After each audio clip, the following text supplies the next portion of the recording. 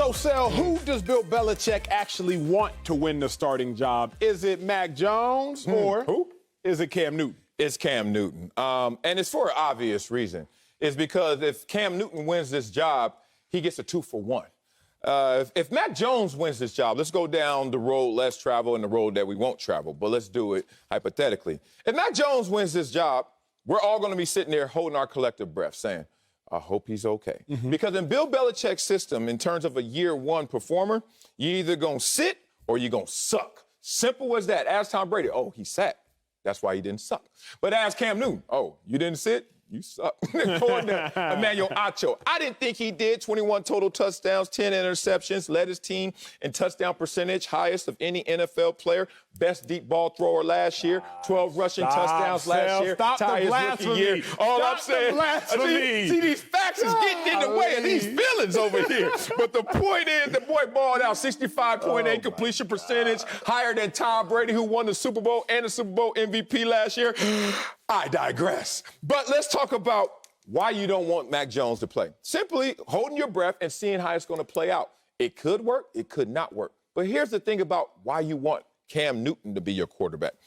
If Cam Newton's a quarterback, one, hey, Cam, you're a big enough dude. You've been a veteran of this league. You're a former MVP. You've been in the Super Bowl before. Take those hits. You got a vest on. Last year, it can't get worse than that. And for some respects, some would say it was a bad year. Some would say it was a good year. Point being, big enough, broad enough shoulders to take this. But meanwhile, the osmosis is occurring. You were in the NFL like me, started off as a backup, playing special teams, spot duty, correct? I was more blessed than you, not because of where I was drafted, not because of my talent. I got to play behind Bruce Smith. Let me tell you, you walk into a film study session thinking you know how to play the defensive end position, and arguably the greatest of all time at that position is sitting there just talking, just sitting there looking at it with you and giving you game on game. I used to rip up my notes like, oh, I didn't know how to do that. I thought I knew how to do that. Bruce Smith taught me how to get off the ball properly. I thought I knew how to get off the ball until the old man kept beating me off the ball, and he gave me the tips. I used to not know how to get a stutter move going on my rip inside and stuff. Bruce taught me that. Hand swipe, everything. I used to just replicate what he would do, and it would work in the game. But the reason it worked is because I got a chance to sit there and watch it. They didn't throw me into the fire. They didn't throw me to the wolves. They just let me sit back. And then I would go in there, and every single game, every single year while I was with Bruce Smith, I kept getting better despite not even playing that much. It wasn't necessarily the repetition physically. It was those mental reps that I kept putting myself in the place of Bruce Smith. And I said, when I get my chance, I'm a strike. I am now looking at Mac Jones saying, hey, you are with Cam Newton. That's a former MVP, bruh. Learn from that guy. So when you finally get your physical reps, you've already taken so many mental reps, you won't fail. Stop hoarding your genius. What is the trick to getting off the ball? Did you look at the nose of the football? No. It was the pinky and the bottom. What they call that? The booty? The booty and the pinky. I used to get off on the tip, and then Bruce will beat me. And I was like, Bruce, all due respect, I'm faster than you. All due respect, I'm quicker than you. He's like, it don't matter. You don't know what you're looking at. And bow! He showed me that pinky and that bottom of that ball. It was night and day, bro. Free game, America. Free game. Free. Sal, let me personalize something for you because Bill Belichick wants Mac Jones. No Freudian. No Freudian. Freud. Respect. Yes. Bill Belichick wants Mac Jones to win the starting job. Sal, MJ, your son. MJ, we talk about the family a lot on this show. Y'all better sit with us. We a family show. Family show. Let's do it. He's in tennis lessons, correct? You know I don't like hearing lessons because it sounds rich. He got a coach. He has a tennis coach. Marcellus' son has a tennis coach. Now, you talked about this off camera, but I'm sure you wouldn't mind saying on camera. You would want him to get an athletic scholarship, correct? Hell yeah, of free course. 99. Why you want him to get an athletic scholarship? So I ain't got to pay. Of course, because... Any esteem you get from having Any esteem, you ain't got to pay, but also the hidden fact here is you've invested a lot with this tennis coach. That tennis coach ain't free. Hell no, he ain't. So you've invested a lot in your son. Therefore, you want to see the return on that investment, ROI. Because of how much you've invested in MJ, you better see a return on that investment. Can we go to the fact that Bill Belichick has invested a lot in Mac Jones? Say it. 15th overall pick, but more than that.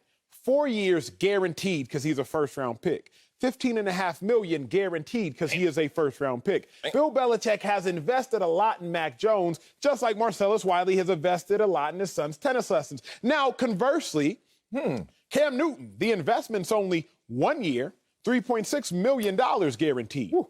So if I'm comparing investments, you always want that which you invested more in to give you a greater return on your investment because of how much you invested. Woo. So Bill Belichick doesn't want Mac Jones to win the starting job because he likes him more, because he is younger. He wants Mac Jones to win the starting job because he invested a whole lot in Mac Jones. So for me, Sel, I look at it very clear and simple, very cut and dry. Okay. The person or the thing in which you invested the most in, that is the person or the thing in which you want to succeed the most because of the investment. Damn, boy, I can tell you be doing your prep like Acho does. Prep. That is next level comeback right there. Now, let's go nuance, as we always do. See, what about us is we can disagree mutually, respectfully, and go nuance layered. Okay, you make an investment, huge investment. I'm sure you got a financial advisor, somebody, you may even yourself, investing in the market. Yes, sir. When you invest a ton in the market, what is the first thing you think of as a rule? Leave that alone. Yes, sir. Don't touch it, right? You invested so much in Mac Jones. Don't touch it. Leave it alone. See, I knew I was going to catch you. Talk about, boy. You looking like, I'm going to put all this in there. 2 first rounders. We're going to move up. Oh, yeah. All this. Now, what's my return on investment? Nah. That's for those little day trades. That's real penny stocks. Yeah, penny stocks. We ain't doing that with Mac Jones. Mac Jones here, he's supposed to be the future franchise quarterback. We're trying to get 20 years of toothpaste out of this tube like we did with Tom Brady. Mac Jones is the long play. I am not up here to argue, is Cam Newton the franchise quarterback for the Patriots? No, they are doing Cam a one-up. They're saying, Cam, we know you're gone after this year. Either you're going to play so well that you're going to get paid somewhere else, or you're not going to play any better. And guess what? You're not going to be our starter because we got Mac Jones. And we already got, what's his backup name that just came back? Hoyer. Brian Hoyer. Damn, 6-time back in New England. 6-time. Brian Hoyer is the backup going forward. Yep. He's the veteran presence in that quarterback room.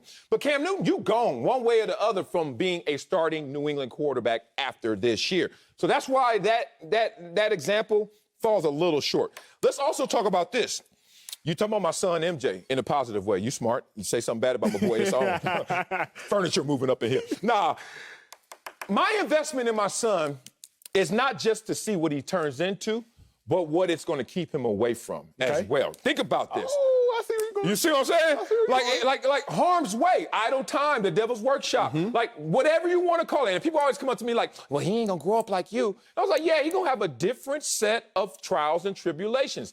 Different costumes, same damn problems. We had drug problems growing up in my neighborhood. He gonna have his drug problems. We had gangs, they got cliques. Like, it's just different costumes, right? But I'm gonna keep this boy so busy that by the time he realizes I wanna go get into something, I'm too tired to do it. That's my goal with that. Mac Jones, I'm gonna have you in that playbook so tough, so rough, and then Cam Newton give you all those mental reps, and you just watching the game of football slow down week by week. Like it did for me my first year. I don't think I started my first year. My second year, I got 1 start. It feels like that. Maybe the record shows different. But my mind, dog, if they would have threw me in there rookie year, September, trust me, I would have been out the league that year. But after that, it just slows down and you start to internalize it for what it is, a game that you can actually conquer. But let's go here. If Mac Jones wins the starting job, that means that Mac Jones is quality enough to be a starter. How do you win? A lot of people. How do you win a job in the NFL? Practice, preseason, that ain't winning it. You know when that game go real. It's different. That's fair. That's a good point. Come on, that ain't winning it. That's a good point. And then you get smashed. But to win it in practice and preseason, which can be proved very void as soon as you get to the week 1 game, it does mean that at least you were outplaying or outperforming Cam Newton, which means a little something to me. But I really just gave y'all that football because it's a sports show. I got to go back to life. Before MJ had a tennis coach, there had to be a point in time maybe where you had to drop him off at a daycare. I would assume, right? Yeah, you had to drop him off at the daycare just because you were doing something, Anne-Marie, your wifey, was doing something. Y'all were both busy. Yeah. But I know this much, Marcellus Wiley. If you had a personal relationship with the owner of the daycare, they would have a heightened responsibility to take care of your son because y'all had a personal relationship. Say, for example, you had previous kids that you took to that daycare and the owner of the daycare had always handled those children well, then you know that, you better take care of my other son, MJ. Now, Nick Saban and Bill Belichick have a relationship.